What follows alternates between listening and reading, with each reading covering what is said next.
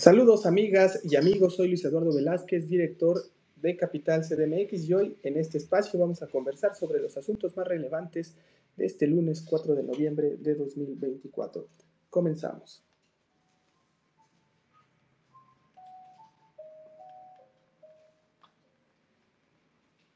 El Congreso de la Ciudad de México avanzó en la despenalización del aborto, con el voto a favor de legisladores de Morena y el PT, más el PRI y Movimiento Ciudadano. Las comisiones de Justicia e Igualdad de Género del Congreso capitalino aprobaron el dictamen de reforma al Código Penal local que despenaliza el aborto en cualquier etapa de la gestación.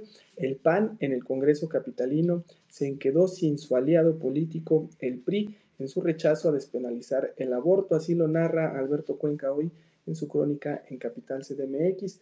Nos dice: los panistas solo encontraron eco en una diputada del PB, Yolanda García Ortega, y otra del mismo partido Morena, Paula Alejandra Pérez Córdoba, quienes sumaron su voto en contra de este dictamen, por supuesto, polémico. Así, en la Comisión de Justicia hubo 8 votos a favor y 4 en contra de la despenalización, mientras que en la Comisión de Igualdad de Género hubo 7 votos a favor y 2 en contra.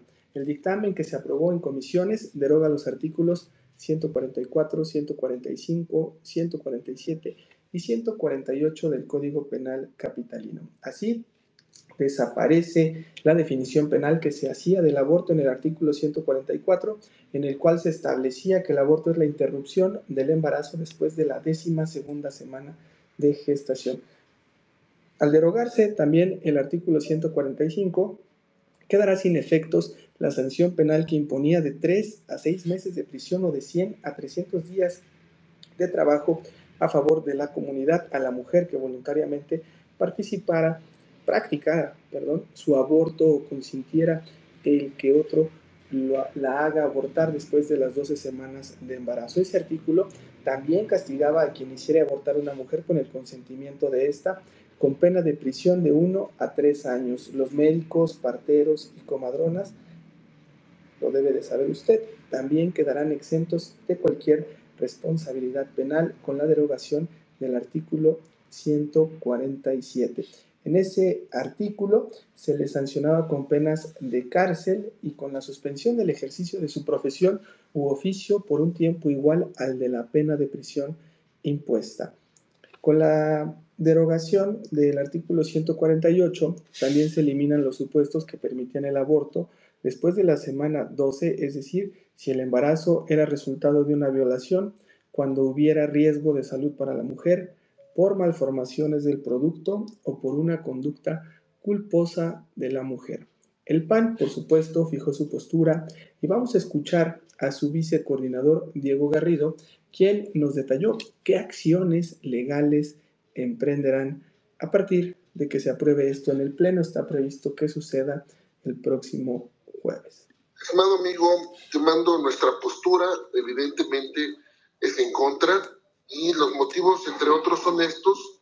Hay otros argumentos, pues obviamente además de fondo, pero evidentemente lo que queremos es que ya no se criminalice a la mujer por este tema, y por supuesto también que se pondere, pues que se cuide la vida del bebé, sobre todo en etapa gestante más avanzada como es al 5º, al 6º, al 7º, al 8º, al 9º mes, que efectivamente tenga su protección de su vida, el bebé que está dentro de su madre, ¿no? Y acciones jurídicas, tenemos que tener 22 firmas para intentar una acción de inconstitucionalidad. Obviamente lo intentaremos, y también amparos en lo individual y por las organizaciones y cualquier ciudadano que desee ocupar un amparo. Lo que vamos a hacer es elaborar amparo y la acción de inconstitucionalidad. Bueno, un saludo, estimado Luis. Pues ahí está otro tema que seguramente terminará en la Suprema Corte de Justicia de la Nación a partir de que sea aprobada. Por supuesto que es una reforma polémica. Morena lo que explica es muy interesante. Dice, bueno, el aborto queda establecido todavía en la ley de salud.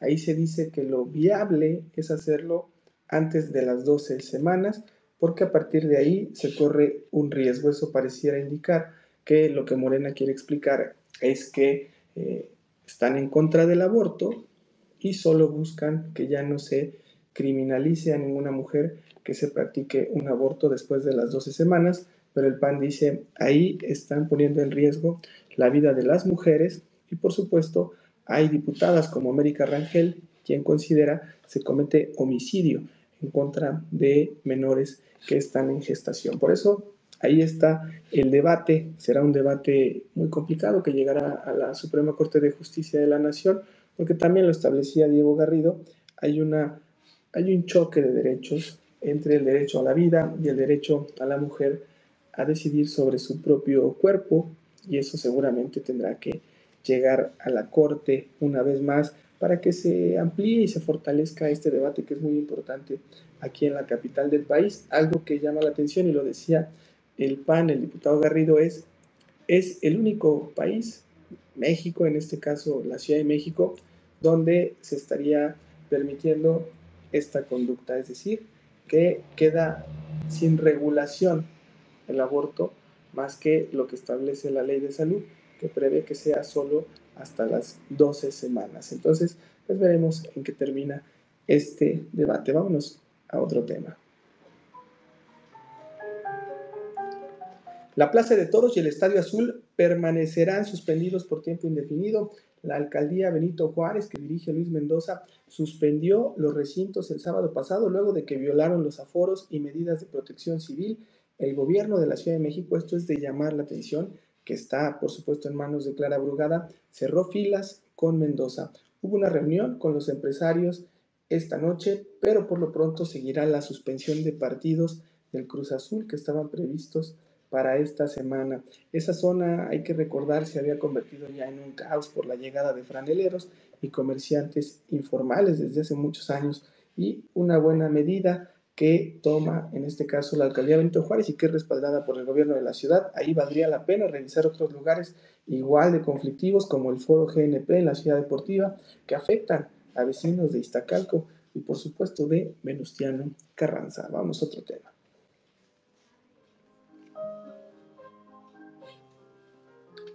A partir del próximo sábado, 16 de noviembre, arranca en la Ciudad de México el trámite para expedir la licencia de conducir permanente con un macromódulo en la Magdalena Mixhuca que operará con 114 ventanillas y un estimado de 15,000 emisiones diarias. Además, a partir del lunes 18 de noviembre, escúchelo bien, se abrirán otros 35 módulos distribuidos en toda la ciudad.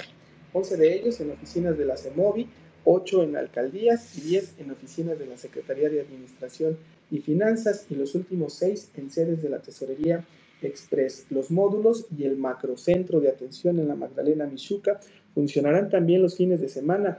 En estas sedes se podrá solicitar la impresión del plástico. Los pilares distribuidos en la ciudad y las utopías de Iztapalapa se abrirán también para ofrecer servicio de atención digital a quienes hagan su trámite por primera vez. La jefa de gobierno, Clara Brugada, encabezó hoy una conferencia de prensa para ofrecer detalles sobre el arranque en la emisión de esta licencia, y ahí llamó la atención que Brugada precisó que un paso es la solicitud digital de la licencia permanente y aplica para quienes ya tienen la licencia tipo A. Escúchelo esto muy bien, aplica para quienes ya tienen la licencia tipo A, aunque esté vencida, previo pago de derechos.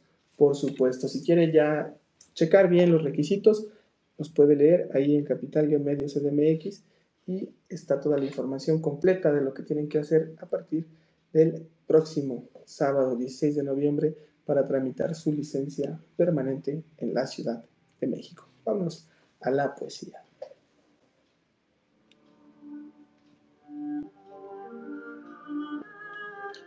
Hoy en nuestra sección de poesía tenemos un poema de Sor Juana Inés de la Cruz, un icono del feminismo. Ahora que se aprueba el aborto legal, sabrán ustedes ya que Sor Juana Inés de la Cruz fue una poetisa, escritora y filósofa mexicana, considerada una de las figuras más importantes de la literatura hispanoamericana. Nació en San Miguel Nepantla, México. Desde joven mostró gran interés por el conocimiento y la literatura.